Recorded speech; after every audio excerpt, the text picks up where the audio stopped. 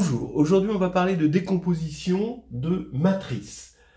C'est la leçon 154 à l'externe, à l'agrégation externe, et éventuellement la leçon d'exercice à l'interne 320, pour l'instant, parce que les compteurs, je ne sais pas pourquoi ils tournent. Bien.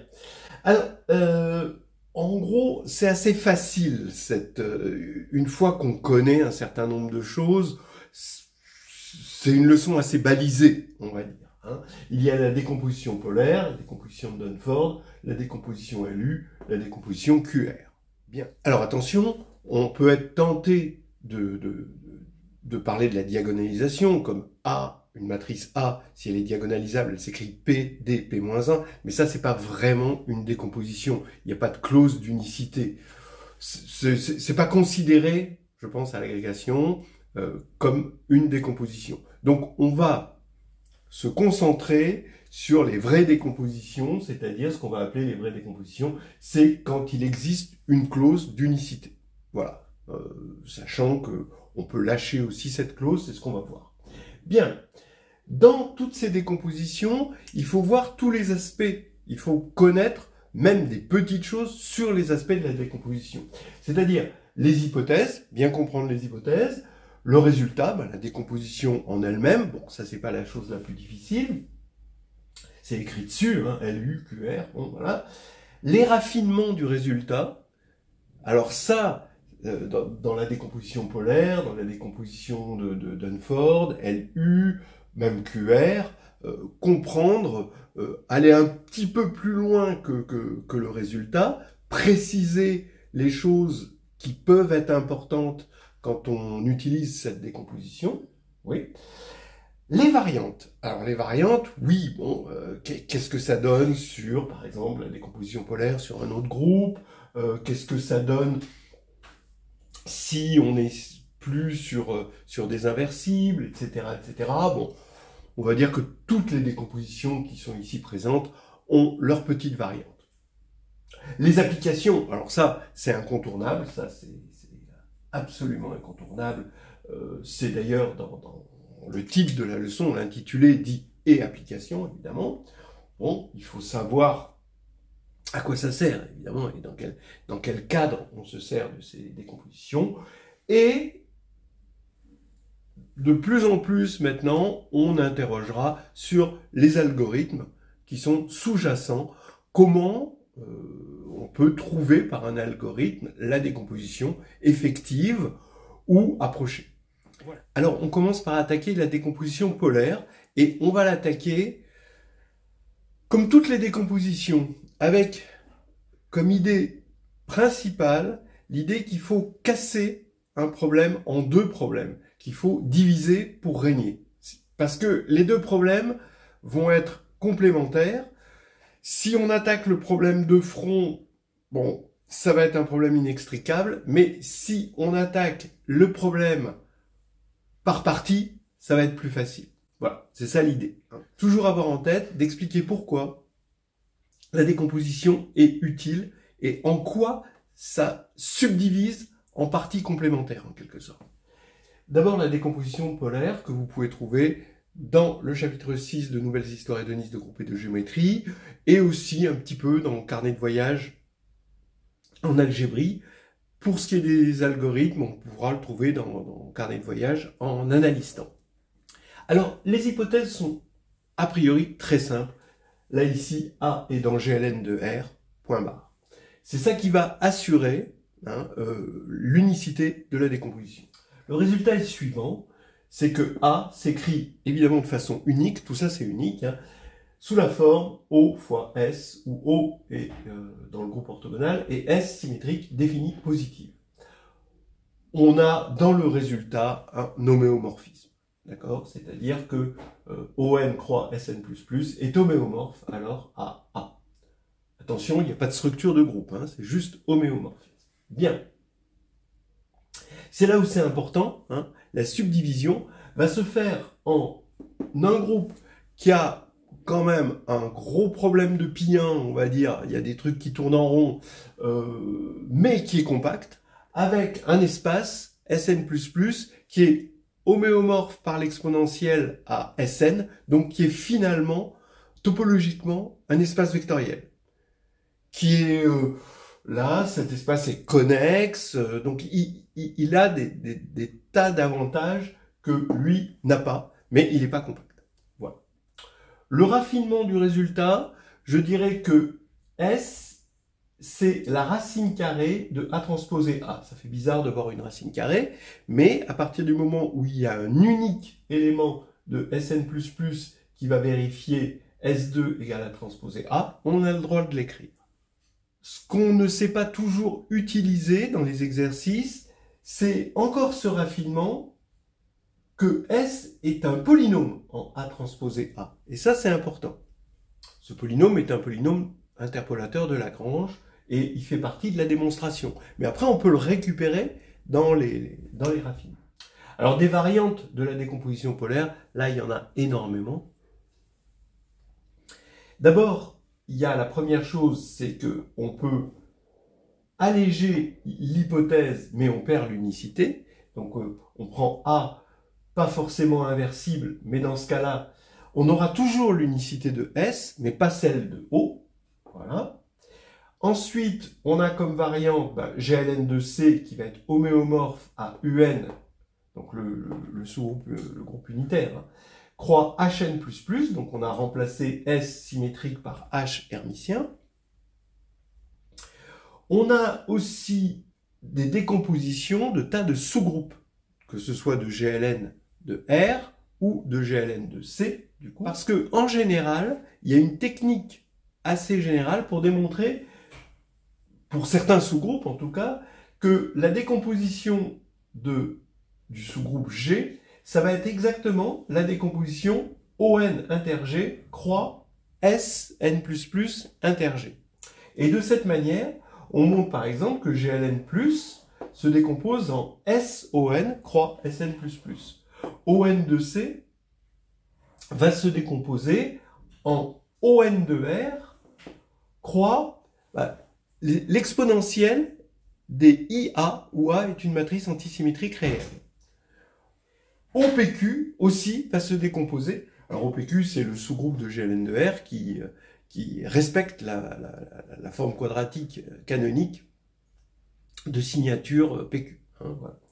Et on a des résultats spectaculaires sur la compréhension de OPQ qui passe par sa topologie, puis ensuite qui permet, à partir de la topologie, de comprendre OPQ en tant que groupe. Alors tout ça, vous trouvez ça dans le chapitre 6 de Nouvelles histoires hédonistes de groupes et de géométrie. Dans les variantes, je ne peux pas m'empêcher aussi de parler de la version géométrique de ce résultat, c'est-à-dire que avant tout, ce résultat est un résultat géométrique, avant d'être un résultat au niveau des matrices, c'est-à-dire que quand on a A, notre transformation, eh bien A-1 de la sphère, hein, réelle, est un ellipsoïde. Voilà. Et en fait, c'est à partir de cette sphère et de cet ellipsoïde, et du fait que le stabilisateur d'une sphère, eh bien c'est ON de R, qu'on va obtenir ceci. Et qu'on peut transformer une sphère en un ellipsoïde par un élément de Sn++. Voilà l'objet géométrique qui est sous-jacent à cette décomposition. Bon, alors ça, j'en ai fait une vidéo, vous pourrez la regarder. Je ne vois pas trop de littérature à vous conseiller à ce niveau-là. Bon, alors, la décomposition polaire, je crois que c'est là où il y a le plus d'applications. D'abord, la norme, ça, c'est incontournable, ne pas louper, jamais louper ça. La norme subordonnée à la norme 2, d'accord, que j'écris comme ceci, au carré, c'est le rayon spectral de A transposé A. Et ça, c'est immédiat après ça. Hein. Donc ça, il faut savoir le faire. Les applications principales, c'est la topologie des sous-groupes de GLN. On en a un petit peu parlé ici, justement parce que quand on va décomposer un sous-groupe, la décomposition souvent respecte le sous-groupe, c'est-à-dire qu'on va avoir ON inter G croix Sn++ inter G. Et du coup, on va pouvoir avoir le nombre de composantes connexes, comme c'est le cas, on a un résultat assez spectaculaire avec O de PQ, où on va obtenir les 4 composantes connexes. On a aussi des résultats sur le pi1 des sous-groupes de GLN2R ou de GLN2C, mais là on déborde un petit peu hein, du cadre de l'agrégation, quoique pourquoi pas pour certains. Le problème des sous-groupes compacts maximaux de GLN2R, ON est un sous-groupe compact maximal, ça se montre très facilement grâce à la décomposition polaire. Il y a un petit truc qui m'amuse beaucoup, le respect de la K-forme-volume, c'est-à-dire à partir du moment où on respecte les K-forme-volume canoniques de Rn, pour K égale N, ben c'est SLN, plus ou moins, déterminant 1 ou moins 1, mais si K est strictement inférieur à N, alors on montre que c'est forcément ON. Bon, ça c'est assez rigolo. Et puis, la distance optimale, c'est-à-dire que pour la norme 2, eh bien, la distance minimale entre une matrice et ON, eh bien, c'est justement le haut de la décomposition polaire. Si la matrice est inversible. Et on voit bien hein, que ici, si c'est nul, il n'y a pas unicité de haut. Voilà. Vous voyez, la distance va être la même ici, ici. C'est assez drôle. Alors maintenant, sixièmement, l'algorithme. Ben, l'algorithme, c'est la méthode de Newton pour calculer S. Hein, voilà. Ben oui, puisque calculer une racine carrée, surtout pour une matrice diagonalisable, ça revient à calculer la racine carrée en dimension 1, puisque c'est diagonalisable, en base orthonormée ici. Et vous avez cette méthode des Égyptiens, ou la méthode d'Alexandrie, voilà. Vous avez un algorithme un peu comme ceci, qui fait qu'on part de A, et puis à chaque fois, on va calculer la racine carrée de A transposé A, grâce à cette méthode, qui est une méthode de Newton, pour appliquer à la racine carrée. Et voilà, bon, j'en ai dit beaucoup sur la décomposition polaire, mais il y a beaucoup à dire. Après, c'est à vous à sculpter là-dedans. Hein. Moi, je vous donne le revêtement universel de ce que vous pouvez raconter à l'agrégation. Alors on continue maintenant avec Dunford. C'est encore chargé, mais c'est un peu plus léger que décomposition polaire, je trouve. Alors pareil, vous allez trouver ça dans le chapitre 3 de Nouvelle Histoire hédoniste de groupe et de géométrie, et pas mal de choses aussi dans Carnet de voyage en algébre. Ici les hypothèses, alors toujours pareil, on part d'une matrice qu'on va décomposer, et ce qui est important, c'est que son polynôme caractéristique soit scindé sur le corps sur lequel on travaille, sur K. Si on est sur un corps algébriquement clos, du coup, ça pose aucun problème. Le résultat, c'est que A se décompose de façon unique, toujours, en D plus N, où D est diagonalisable, attention, pas diagonale, hein, faut faire attention, la notation peut être trompeuse, et N nilpotent, avec D et N commutent. C'est ça qui permet d'avoir l'unicité. Alors, il faut bien voir l'utilité de cette décomposition dans le sens que on a d'une part la diagonalisabilité qui est quand même assez pratique parce que ça, finalement, ça nous ramène à des problèmes sur le corps de base. La diagonalisabilité, c'est que on a n fois la dimension 1 finalement quand on est en dimension n. Donc ça, c'est assez simple. Et n est nilpotente, eh bien ça, on ne peut pas se ramener au corps de base, on ne se ramène pas à des problèmes de dimension 1, mais en revanche, bah, c'est nilpotent, donc les séries deviennent des polynômes. Une série en n, ça devient un polynôme. Il y a des choses, comme par exemple prendre une racine énième de identité plus n, c'est quand même assez facile, parce qu'on a des séries de Taylor qui deviennent polynomiales. De la même manière, le spectre d'une matrice nilpotente est extrêmement simple, c'est juste 0. Et en plus, les classes de conjugaison d'une matrice nilpotente, bah, il y en a un nombre fini. Voilà. Alors que diagonalisable, il y en a beaucoup plus, hein, généralement, si on est sur un corps infini. D'où la dichotomie, finalement. On aime bien, pour certaines raisons, se retrouver sur D, et on aime bien se retrouver sur N, selon sur quel pied on danse. Bien. Remarquez que tout à l'heure, pour la décomposition polaire, on avait une continuité, on avait un homomorphisme, mais là, pas du tout. L'idée est de prendre un epsilon ici, mettre 1, et là, la partie nilpotente eh bien, pour epsilon différent de 0, ça va être 0, parce que ça c'est diagonalisable. Et pour epsilon égale 0, tout d'un coup, ça devient la matrice 0, 0, 1, 0. Donc ça fait cher payer le epsilon, donc c'est pas continu. Voilà. Raffinement du résultat maintenant, très important, c'est que D et N sont des polynômes en A. Alors, si D est un polynôme en A, alors N automatiquement va être un polynôme en A. Et donc c'est important de connaître le polynôme un polynôme en tout cas P, tel que D égale P de A. Cette fois-ci, c'est pas un polynôme interpolateur, comme on pouvait avoir tout à l'heure dans la décomposition polaire, c'est P égale la somme sur le spectre, d'accord? Donc ça, on est sur le spectre de A, de lambda, pi lambda, ou pi lambda sont les projecteurs spectraux. On en reparlera un tout petit peu tout à l'heure. Et donc N est aussi un polynôme en A. Alors ça va être très important pour la commutation. Des fois, on a besoin juste d'un résultat, mais des fois, dans les exercices, dans les problèmes, on a besoin du raffinement de ces résultats et il faut les avoir en tête. Et aussi dans les résultats raffinés, que qui A est égal à qui D. Par exemple, si A est inversible, D est automatiquement inversible. Ça m'amène à la variante. Quatrièmement, A égale DU. De la même manière que vous avez une décomposition additive, vous avez une décomposition multiplicative, à condition que A soit inversible.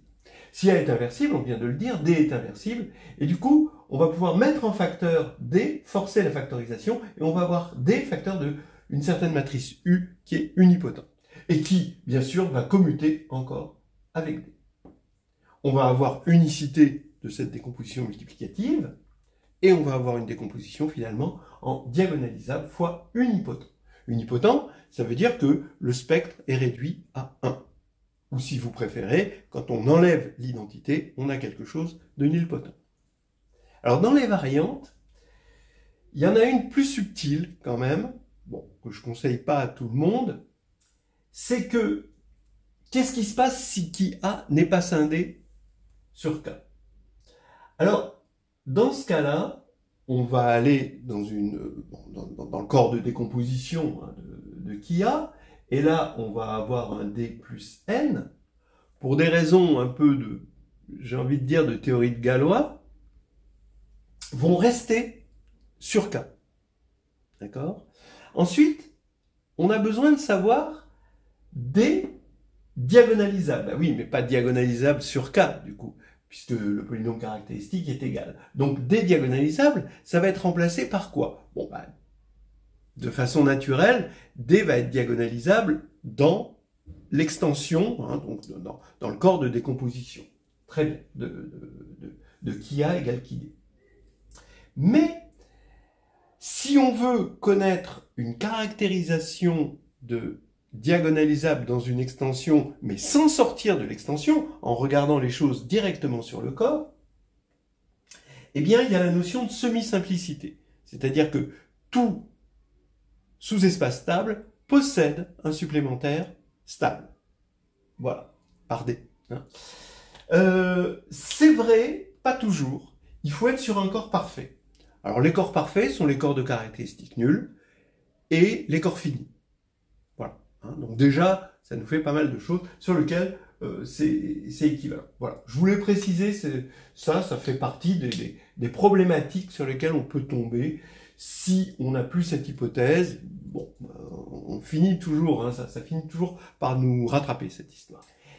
Alors, les applications, eh bien évidemment, l'application, la première, c'est l'exponentielle de Mn de C, l'image de l'exponentielle complexe, l'image de l'exponentielle réelle, le fait que A est diagonalisable si et seulement si XA est diagonalisable, tout ça se fait très bien. D'ailleurs, ça, par exemple, ça et ça, en regardant l'exponentielle de D plus N. Ben oui, parce que exponentielle de D plus N, comme D et N commutent, ça va faire exponentielle de D fois exponentielle de N. Voilà. Bon, tout ça, ça nous fait des jolies applications, avec ça qui est un petit peu plus difficile. Alors tout ça, vous pouvez le trouver dans le carnet de voyage en algébrie, Nouvelles histoires et de Nice de groupe et de géométrie, vers le chapitre 3, et chapitre 6 aussi où il y a des petits rajouts. Trouver une racine énième. Alors ça, c'est intéressant. Par exemple, vous avez une matrice. Alors, on ne peut pas toujours trouver une matrice énième, même sur C, pour n'importe quelle matrice. Mais quand elle est inversible, alors là, ça va être possible sur C. Grâce à ça. Parce que prendre la racine énième, c'est pas trouver toutes les racines énièmes, mais au moins en trouver une. C'est facile sur D, parce qu'on se ramène à la dimension 1, c'est ce que je disais tout à l'heure. On sait prendre la racine énième, une racine énième d'un nombre complexe. Et pour U, ben ça va être identité plus un certain n. Et prendre une racine énième, c'est faire une formule de Taylor qui, grâce au fait que n est nilpotente, va nous donner un polynôme. Alors maintenant, il faut un théorème général qui est dans Carnet de voyage en analyse temps, qui s'appelle lemme de Keyes. Et ce théorème général donne un cadre dans lequel on peut remplacer une formule de Taylor qui est L sur R par une formule de Taylor qui, elle, est sur les matrices. Vous voyez, par exemple, 1 plus x puissance 1 sur n, quand vous voulez prendre la racine énième, une racine énième de 1 plus x, eh bien, vous avez un développement de Taylor. Eh bien, identité plus n puissance 1 sur petit n, vous voulez utiliser le même développement de Taylor. Est-ce que vous avez le droit? Ben oui, hein, dans une certaine mesure, et parce que n est nilpotente, et vous allez avoir un résultat là-dessus. Je vous conseille de regarder dans Carnet de voyage en analyse temps, je ne l'ai pas vu dans d'autres références en tout cas. Voilà, et pareil pour trouver un logarithme. Alors tout ça, c'est dans un chapitre sur le calcul différentiel de analyse temps. Voilà en gros pour les applications. Algorithme, alors là il y en a deux. Hein. Il y a l'algorithme d'Euclide pour calculer les pi lambda. Donc ça, évidemment, hein, parce que les pi lambda proviennent d'une décomposition de Bezout, hein, d'une identité de Bezout. Donc on calcule avec Euclide, avec l'algorithme d'Euclide. Bien. Ça nous permet d'avoir P, ça nous permet d'avoir D, puis d'avoir N. Mais vous avez aussi un algorithme direct de Newton. Toujours pareil, faut être quand même sur un corps assez gentil pour que on puisse trouver facilement et sans trop de complications la partie simplifiée de qui A, c'est-à-dire qui A sans les multiplicités. Qui A dans une extension va s'écrire produit de x moins lambda puissance n lambda. Bien, vous enlevez les n lambda. Et ce que vous voulez, pour avoir D, c'est avoir quelque chose qui soit annulé. Donc un polynôme, vous voulez un polynôme en A, qui est annulé par la partie simplifiée de qui A. D'accord? J'aurais pu le mettre dans les raffinements. C'est ça. D'accord? Dans le spectre de A. Il n'y a plus de multiplicité ici. Et ce polynôme-là, quand on est dans de bonnes conditions, c'est-à-dire quand K'A est non nul, donc quand on est en caractéristique 0, donc on va se limiter à la caractéristique 0 ici, eh bien c'est Kia divisé par le PGCD de Kia et son dérivé. Donc on cherche un polynôme en A qui est annulé par ceci, et on applique une méthode de Newton pour annuler ça. Voilà, ça vous pouvez le trouver dans Carnet de voyage en algébrie et dans Nouvelles histoires hédonistes. Voilà, j'ai à peu près tout dit. Bon, très rapidement, évidemment, hein, on aimerait passer un peu plus de temps, mais c'est pour vous donner des directions, des idées, etc. Et maintenant, on passe à LU, QR. Là, les choses sont quand même... Il y a moins à dire, quand même, il faut bien reconnaître. Hein. Ou alors, tellement à dire que ça sortirait du cadre. Voilà. Alors, LU maintenant. Donc, les hypothèses pour la décomposition LU, c'est que A soit une matrice carrée à coefficient dans un corps K, dont les mineurs principaux sont tous non nuls. Alors, les mineurs principaux, d'accord, c'est le mineur quand je prends un à I, et 1 à i pour les lignes et pour les colonnes. Donc c'est des mineurs diagonaux, mais principaux, c'est-à-dire ça part de 1 et c'est connecté jusqu'à i. Voilà, hein, des mineurs comme ceci. Hein, d'accord, comme ceci et comme cela. Voilà. Delta i, donc il y a n mineurs principaux. En particulier, quand on prend i égale n, eh bien on voit que a est dans GLN de k. Le résultat, c'est que A se décompose de façon unique en L fois U, avec L qui est lower, donc inférieur avec des 1 sur la diagonale, et U qui est upper, bon, mais qui n'a pas des 1 sur la diagonale. A priori, c'est des éléments non nuls qu'on va avoir. Le raffinement, eh bien, c'est qu'on peut préciser la diagonale de U. Ce sont les DI, d'accord, la diagonale qui est en ième position, égale à delta I de A, divisé par delta I-1 de A, hein, pour I allant de 1 à N, sachant que delta 0, c'est 1. Hein, voilà. Donc on voit bien la nécessité d'avoir différentes zéros. Les variantes maintenant, il y en a quelques-unes. D'abord, si A est tout simplement dans GLN de K, et si on n'a pas les autres mineurs principaux non nuls, donc on va avoir des difficultés en fait, dans l'algorithme du pivot, et qu'on va pouvoir résoudre en multipliant à gauche, donc en permutant les lignes, donc en multipliant à gauche par une matrice de permutation. Et donc on va avoir une décomposition A égale PLU, où là, il n'y a pas de raison que ce soit unique. On peut avoir des critères d'unicité, mais a priori, comme ça, c'est pas unique. Mais P, c'est une matrice de permutation, et toujours LU. Donc, modulo permutation, ça va marcher. Ça nous amène à ce qu'on appelle la décomposition de Brua. Donc ça, c'est quand même le niveau ++, qui dit que GLN de R, on va se mettre sur R, par exemple, ou sur C, c'est la réunion disjointe pour W parcourant le groupe de permutation, le groupe symétrique, des B, PWB. Alors B, dans la décomposition de Brua, bah, c'est en fait U, ici, donc c'est les uppers non nuls, ici, hein, puisqu'on est dans GLN. Et PW, c'est la matrice de permutation associée à W dans SN. On a une décomposition, donc en ce qu'on appelle des cellules de Brua, c'est une décomposition en partie disjointe.